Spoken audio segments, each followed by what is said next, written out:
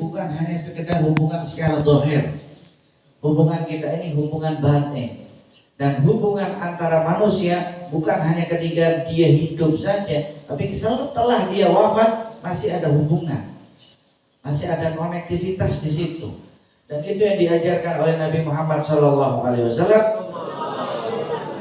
ketika Isra Mi'raj. Yang Rasulullah datangi itu kuburan-kuburan, menunjukkan bahwasanya orang yang sudah wafat, yang pernah bertemu kita di alam dunia, apalagi yang telah memberikan kita ilmu, mereka tidak akan pernah mati, mereka tidak akan pernah hilang, mereka hanya berpindah alam, mereka hanya berpindah sistem. Dan semua itu sudah Allah Subhanahu wa ta'ala jelaskan di dalam Al-Quran. Dan alhamdulillah kita sekarang ketemunya di bulan Sya'ban. Bulan Sya'ban ini bulan salawat kepada Nabi Muhammad SAW. Yang tadi Abu Yasir mengasih tahu bahwasanya hari ini hari Senin. Hari Senin ini kalian semuanya berpuasa dan kalian semua telah melakukan sholat duha. Artinya perkara yang sangat luar biasa. Sebab di dalam suatu riwayat dikatakan, wahai anak Adam, cukuplah engkau berdiri sholat 4 rakaat di awal pagi, aku akan cukupi sampai malam hari nanti. Jadi Allah Subhanahu wa ta'ala mengajarkan kepada kita untuk selalu ingat kepada Allah di awal pagi. Dan itu sudah diajarkan oleh guru kalian. Artinya Allah akan jaga kalian, Allah akan cukupi kalian. Yang dia istiqomah, Allah akan cukupi ilmunya, Allah akan jaga dia, Allah akan berikan keberkatan di dalam kehidupannya sampai malam hari nanti. Dan begitu juga seterusnya, hari esok. Ditambah lagi dengan membaca maulid, membaca sejarahnya Nabi Muhammad Sallallahu Alaihi Wasallam. Ini dia itu di Kerala, ketika mereka membaca maulid yang hadir 1 juta orang lebih. Coba bayangkan 1 juta orang lebih membaca sholawat kepada Nabi Muhammad Sallallahu Alaihi Wasallam pada satu waktu, pada satu tempat, waktu yang bersamaan. Itu semua hajatnya dikabulkan oleh Allah Subhanahu Wa Taala.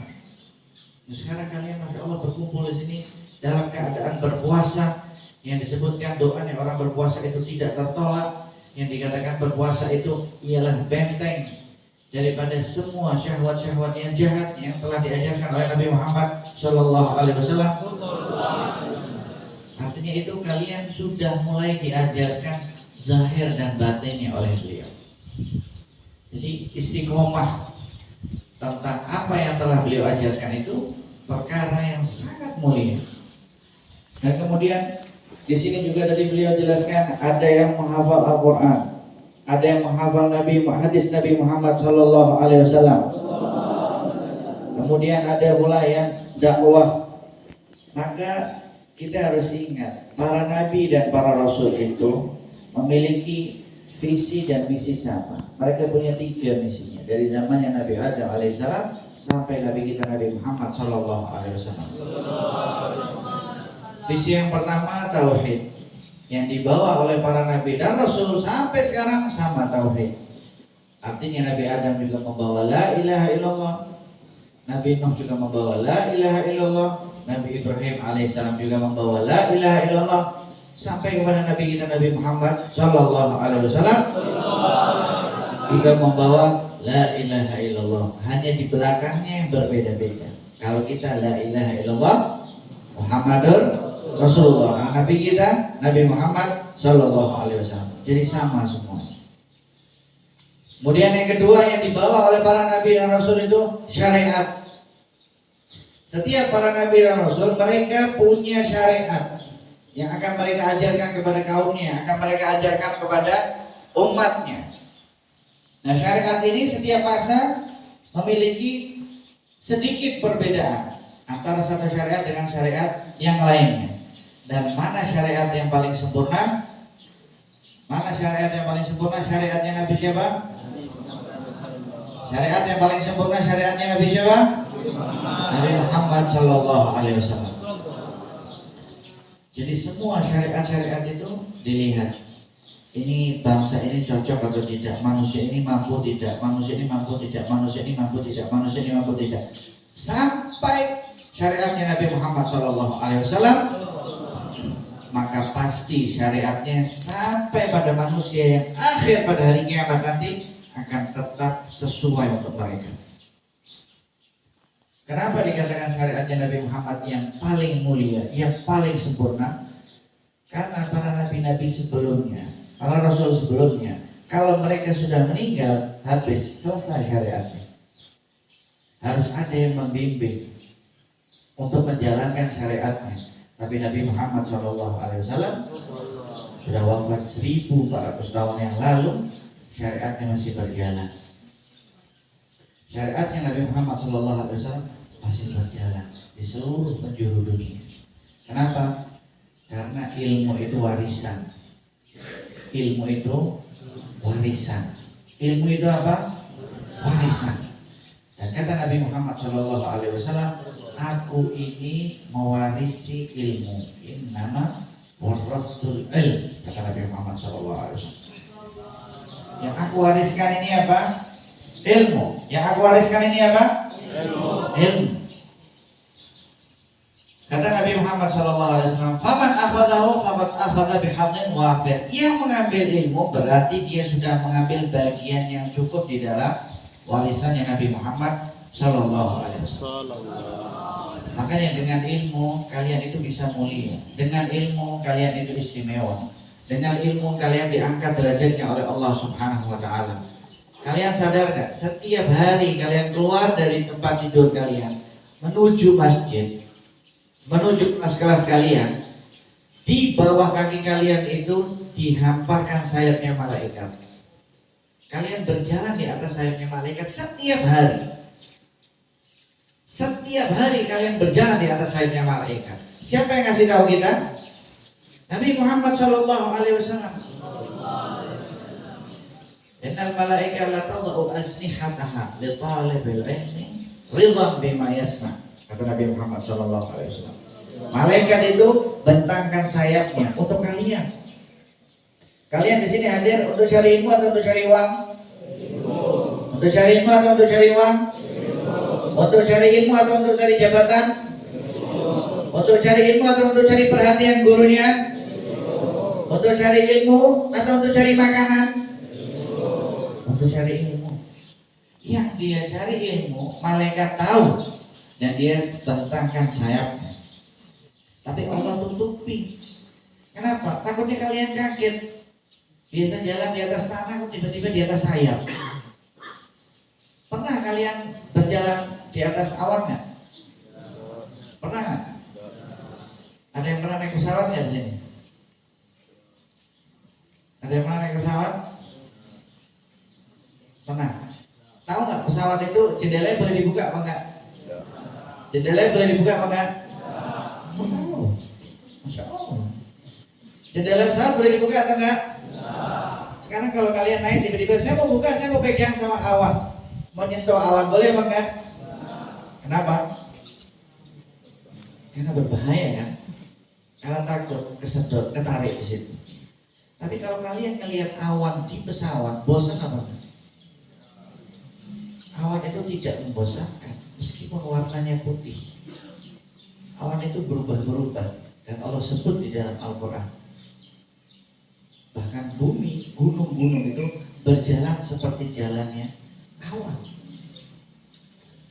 Jadi kalau awan yang kalian berharap kepingin menyentuhnya, indah dilihatnya kalau di atas, karena kelihatan di mata, sayapnya malaikat itu jauh lebih indah dari itu. Dan sayapnya malaikat itu kalian pijak setiap hari.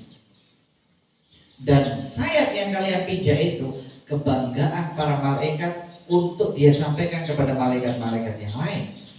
Karena Allah itu punya tugas, memberikan tugas kepada para malaikat. Kamu tugasnya malaikat yang ini, kamu tugasnya malaikat yang ini, dan lain sebagainya. Satu malaikat itu cintanya sama santri, cintanya sama santriwati, sama tulab, sama taliban. Jadi kalian harus bangga. Karena adanya Abu Yasir itu, kalian bisa berjalan di atas sayapnya malaikat. Jadi malaikat itu punya harapan penuh kalian menjadi ulama, kalian menjadi pewarisnya Nabi Muhammad Sallallahu Alaihi Wasallam. Makanya syariat Nabi Muhammad tidak akan pernah ada habis, karena setiap masa akan ada pewarisnya. Nabi Muhammad wariskan ilmu, kata Rasulullah, yarithu hadzal ilma min kulli khalafin uduluh.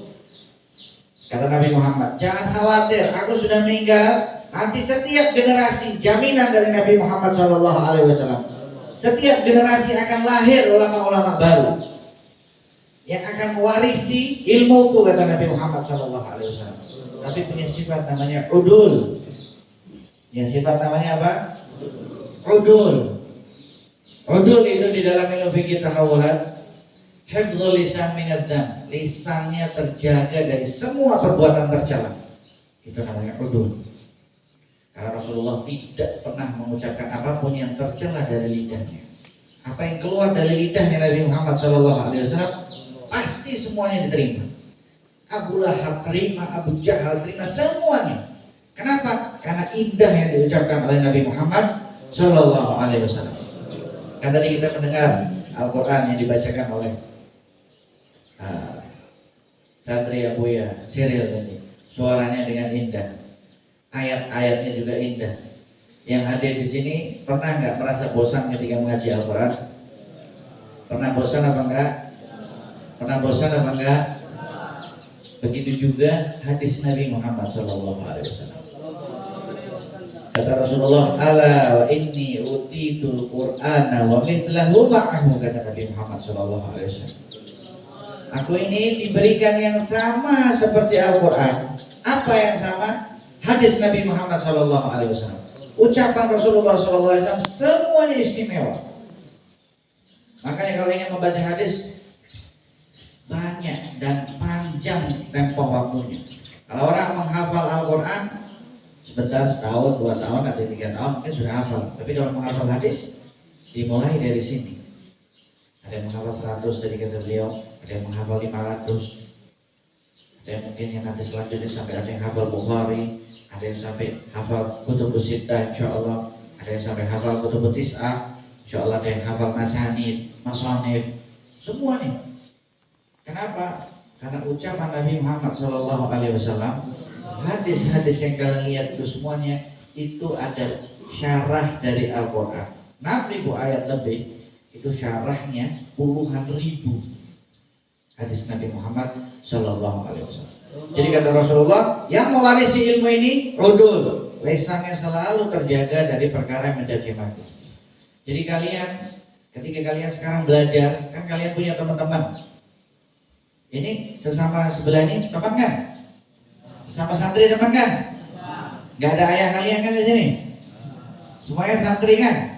Teman-teman kalian, ingat, kalau kalian menghormati teman kalian karena dia itu santri, maka Allah akan berikan keterbukaan ilmu yang Allah tidak akan berikan kepada santri yang lain. Kenapa? Karena kalian menghormati orang yang berjalan di atas sayapnya malaikat. Jadi mengatakan, ya ini kalau di majlis sukanya tidur, ya ini kalau di kelas sukanya tidur, ya ini lama hafalannya, atau nggak dibully dan lain sebagainya, itu akan menghilangkan keberkahan. Yang pertama, hilang berkahnya karena kalian melanggar perintahnya Abuya. Karena Abuya selalu mengajarkan jangan mengganggu sesama. Yang kedua, karena kalian mengusik orang yang berjalan di atas sayapnya malaikat. Yang ketiga, karena kalian mengganggu salah satu dari walinya Allah Subhanahu wa Ta'ala. Kata Imam Abu Hanifah, kalau bukan ulama itu walinya Allah, maka Allah tidak punya wali lagi. Dan kalian itu dalam keadaan 2 status, calon wali atau sudah jadi wali. Jadi kalian jangan sampai mengganggu teman kalian, menghina teman kalian, mencaci teman kalian, ngetawain teman kalian, karena itu akan berbahaya di masa depan. Sepatutnya kalian harus menghormati satu sama lain. Oh, ini calon wali ini, suatu saat kita akan berjumpa kembali. Suatu saat mungkin dia yang membantu kita di dalam berdakwah. Suatu saat yang karena beliau oleh Allah buka keterbukaan wawasan kita, dibuka apa pemahaman kepada Al-Quran, kita tiba-tiba mengerti hadis Nabi Muhammad Shallallahu Alaihi Wasallam, mudah untuk mempelajari hukum-hukum syariat Islam karena itu syariatnya Nabi Muhammad Shallallahu Alaihi Wasallam. Nanti kalau kalian sudah dapat warisnan itu dan kalian punya sifat rudul itu tadi, maka kalian punya tugas 3 kata Nabi Muhammad Shallallahu Alaihi Wasallam. Siapa yang kasih tugas kalian? Siapa yang kasih tugas kalian? Nabi Muhammad Shallallahu Alaihi Wasallam. Rasulullah Shallallahu Alaihi Wasallam yang kasih kalian 3 tugas ini tadi. Makanya belajar ilmu bukan sembarangan. Belajar ilmu bukan setahun 2 tahun. Belajar ilmu itu perlu masa.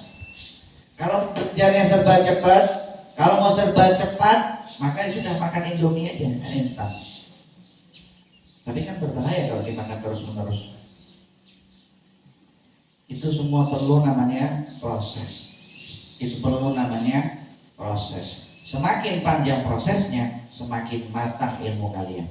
Kenapa? Karena Nabi kasih 3 tugas. Kalau kalian tidak bisa melaksanakan tugas itu, artinya kalian harus sadar diri. Wah, berarti saya kurang sempurna menarik warisan yang Nabi Muhammad Shallallahu Alaihi Wasallam. Ada 3 tugas dari Nabi Muhammad Shallallahu Alaihi Wasallam. Yang pun anu tahrifal ghalin. Yang pertama, kalian harus tahu mana orang-orang ekstremis dan radikalis yang selalu berusaha menarik orang itu dari hakikat syariatnya Nabi Muhammad SAW. Kalian harus tahu Nabi itu mengajarkan seperti apa, Nabi itu seperti apa. Dan ini di bulan Sya'ban. Bulan Sya'ban itu bulan sholawat kepada Nabi Muhammad SAW. Bulan dimana kalian itu harus lebih mengenal Nabi Muhammad SAW. Sekarang pertanyaannya, kalian cinta Rasulullah atau enggak? Cinta Rasulullah atau enggak? Cinta. Cinta Rasulullah atau enggak? Cinta. Apa buktinya kalian cinta Nabi Muhammad SAW? Apa susunan sebelum cinta itu tadi? Apa yang Allah ajarkan di dalam Al-Quran? Bagaimana konsep mencintai Rasulullah? Jadi sebelum cinta, Allah mengajarkan kepada kita yang pertama kali itu ma'rifatul Rasul. Kenal dulu sama Rasulullah SAW. Itu yang pertama. Karena Allah bilang di dalam Al-Quran, "Alam ya'rifu rasulahu fahum lahu munkirun." Karena mereka nggak mengenal Nabi, nggak tahu Rasulullah SAW, maka mereka pasti akan ingkar.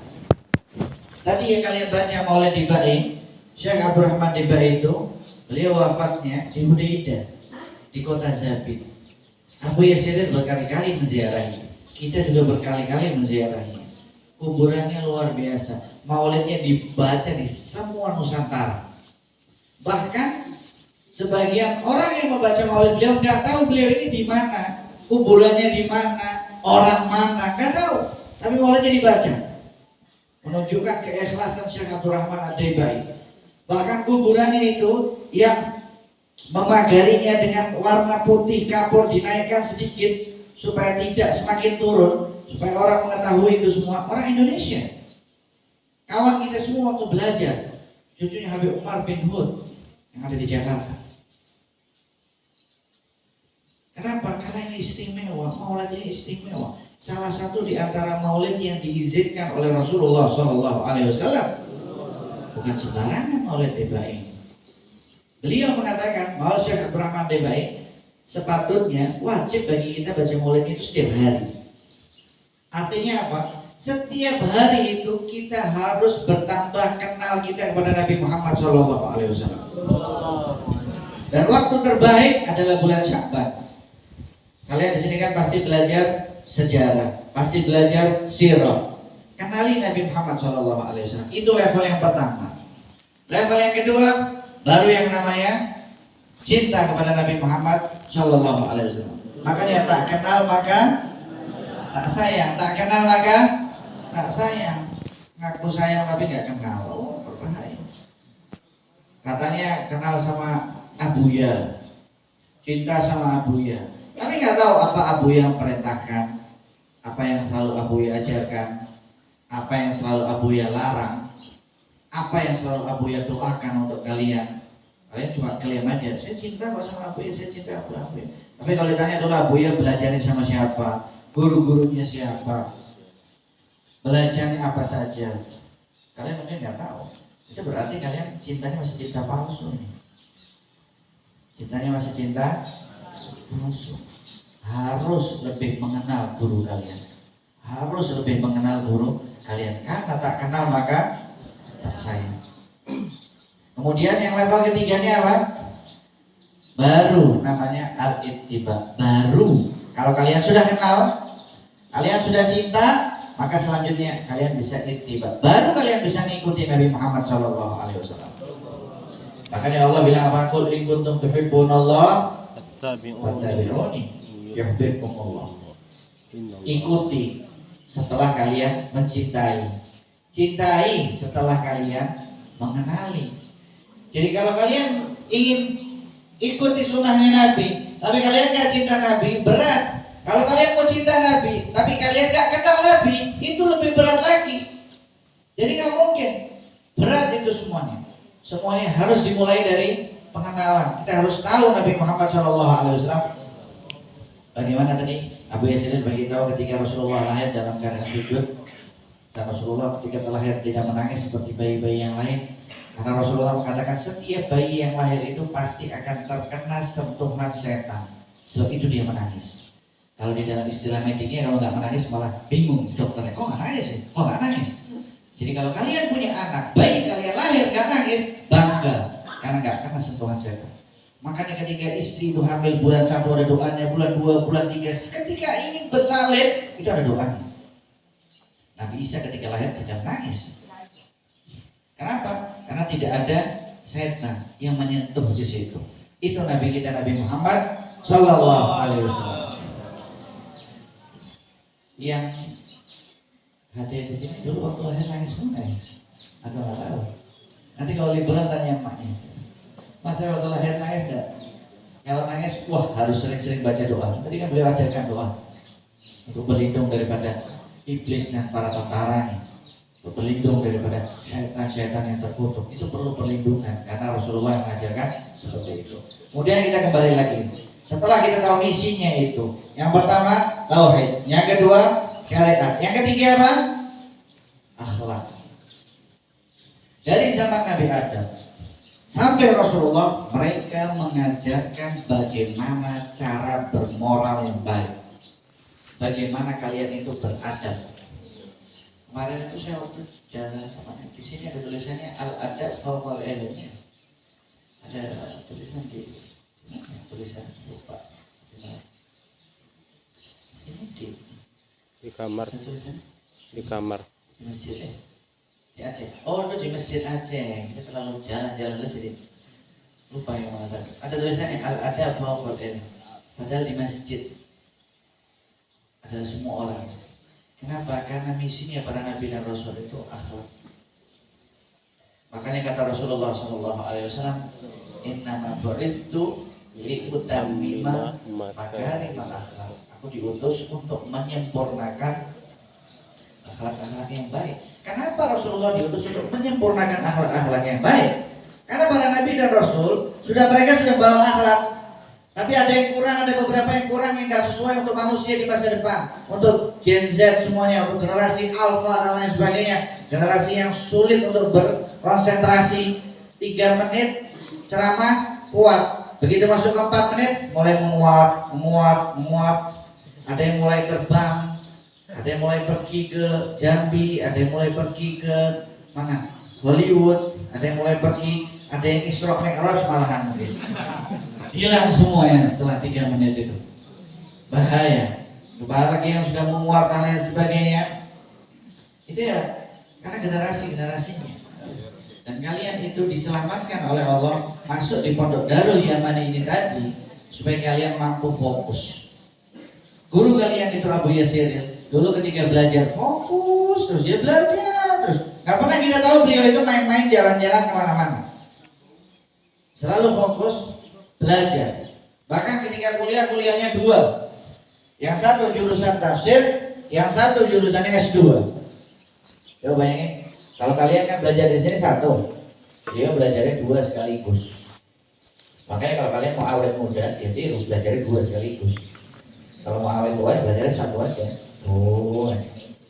Makanya harus semangat. Semangat kayak yang ada di sini. Mau belajar ilmu yang lebih atau enggak? Mau belajar ilmu yang lebih atau enggak? Mau tidur lagi enggak kalau di masjid?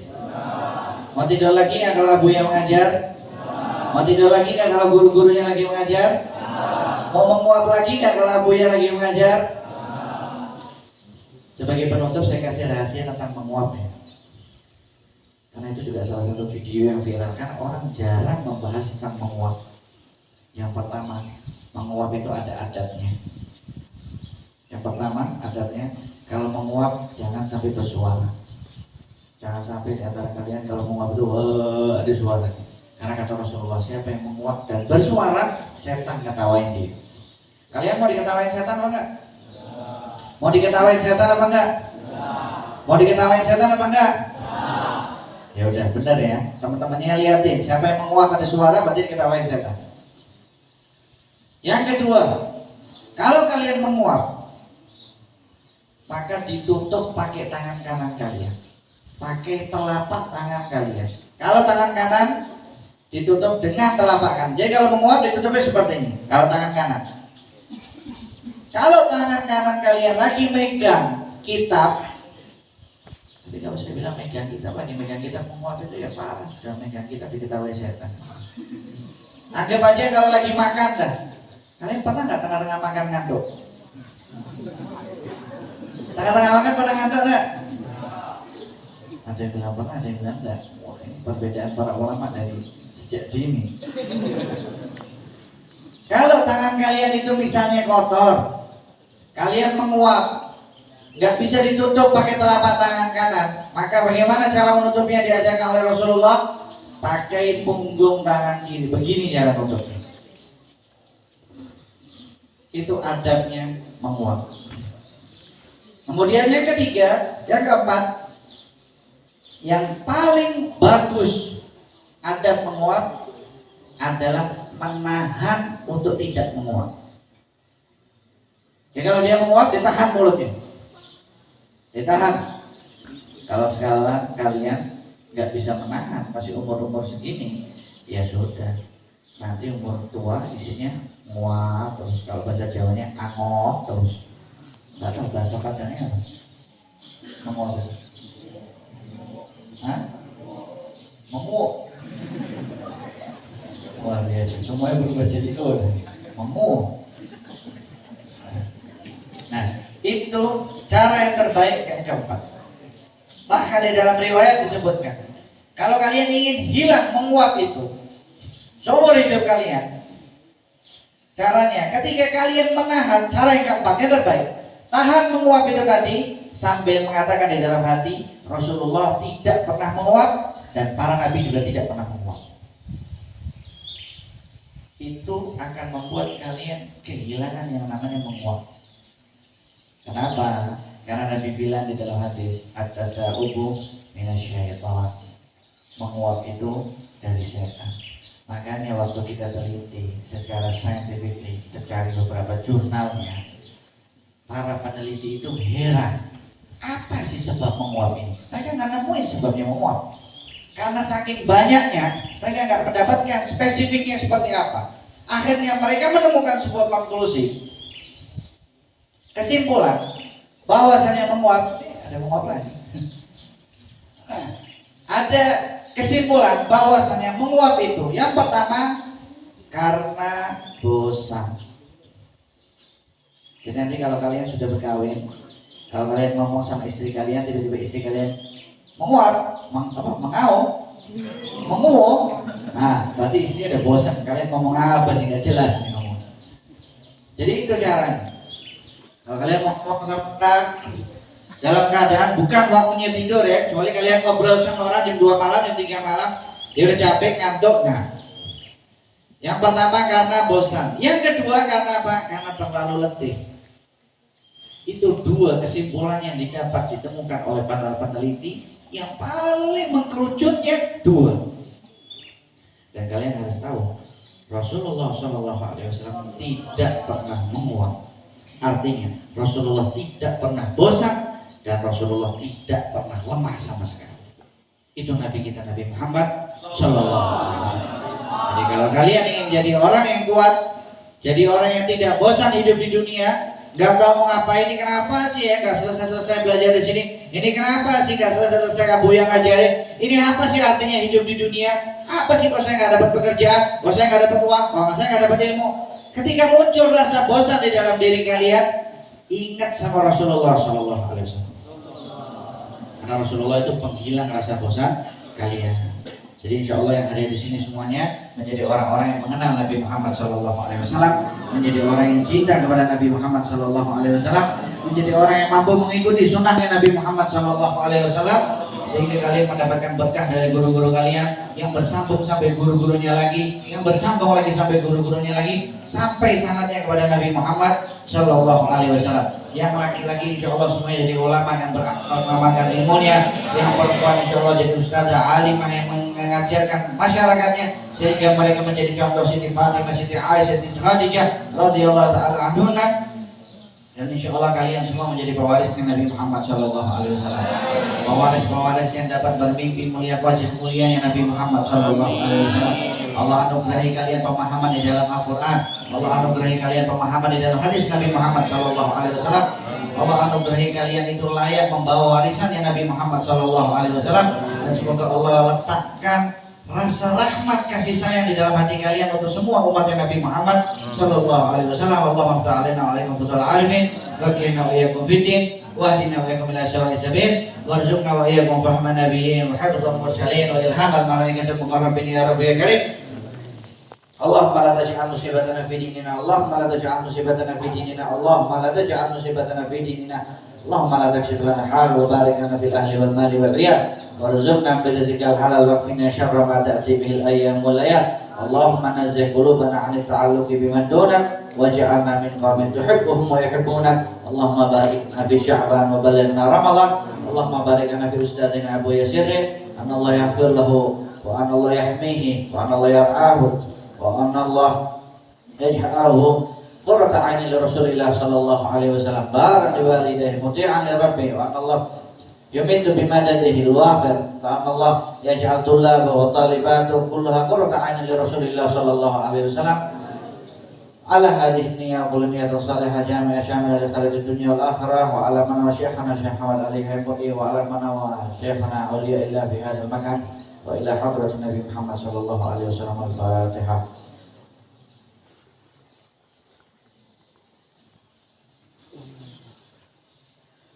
Wallahu a'lam. Wassalamualaikum warahmatullahi taala wabarakatuh.